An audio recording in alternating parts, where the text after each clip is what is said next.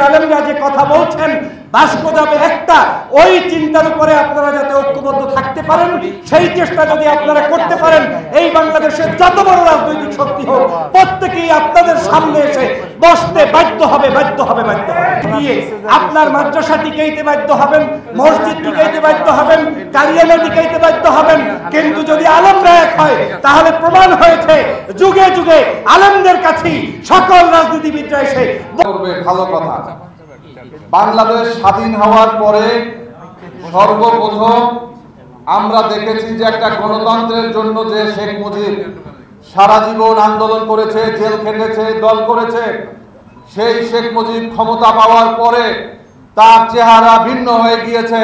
তিনি গণতন্ত্রে লাথি মেরে গণতন্ত্রকে হত্যা করে বাংলাদেশের সমস্ত রাজনৈতিক দলকে নিষিদ্ধ করে একদলীয় বাকশাল করেছিল শেখ মুজিব। আরে নির্যাতন চলবে না, কোরআন বিরোধী কোন আইন নিয়ে এদেশে কোন শক্তি সাহস পাবে না। স্বৈরাচার মুক্ত, দুর্নীতি মুক্ত, অপশাসন মুক্ত ছাত্র জনতার গণ আন্দোলনের মাধ্যমে যে দেশ আমরা নতুন করে পেয়েছি, এই দেশকে এস্টাবলিশ করার জন্য আপনাকে আমাকে ময়দানে অটল অবিচল থাকতে হবে। দেশকে নতুন করে সাজিয়ে দেশকে ইসলামের আলোকে সাজানোর জন্য আরে বাবা পীর মশাইয়ের মার্কাজ দরবার ছেড়ে ঐক্যবদ্ধ ভাবে আমরা কাজ করব। নির্যাতন করা হয়েছে, ডান্ডা বেড়ি পড়ানো হয়েছে, নির্যাতন করে নিষ্পেষণ করে জেল খেটে, এখানে এমন কোন আলেম দেখবেন না যাদেরকে জেলে পড়ে হত্যার ষড়যন্ত্র করা হয়নি, অথবা তাড়িয়ে তাড়িয়ে কেউ গাড়ির গ্যারেজে, কেউ রিক্সার মধ্যে করে রাত কাটিয়েছেন পালিয়ে পালিয়ে। আর কোনদিন আলেমদেরকে এদেশে কেউ প্রশ্নবিদ্ধ করতে ষড়যন্ত্র আমাদেরকে মোকাবেলা করতে হবে, আমাদের ঐক্যবদ্ধ হতে হবে, করতে হবে।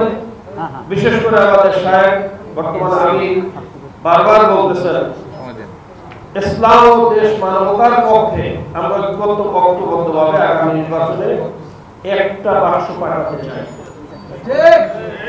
এই স্বৈরাচারী দুঃশাসন দুর্নীতির বিরুদ্ধে আমরা ঐক্যবদ্ধ থাকলে ইসলামী হুকুমত চাই, ইসলামী শাসন চাই, কোরআনী শাসন চাই। আজকে 5ই আগস্টের পরে বাংলাদেশে যে নতুন পরিস্থিতি তৈরি হয়েছে, এই পরিস্থিতিতে আমরা মনে করি সকল ইসলামপন্থীরা এক ঐক্যবদ্ধ হইলে ইনশাআল্লাহ বাংলাদেশে ইসলামের পতাকা কেউ রুখতে পারবে না ইনশাআল্লাহ। গণতন্ত্রের মাধ্যমে দেশ 5 বার দুর্নীতিতে চ্যাম্পিয়ন হয়েছে, এরকম গণতন্ত্র বাংলাদেশের জনগণ দেখতে চায় না। কাজেই এখন সময় আসছে আমাদেরকে ঘুরে দাঁড়াবার, এই দেশকে পরিবর্তন করা। আমরা সেই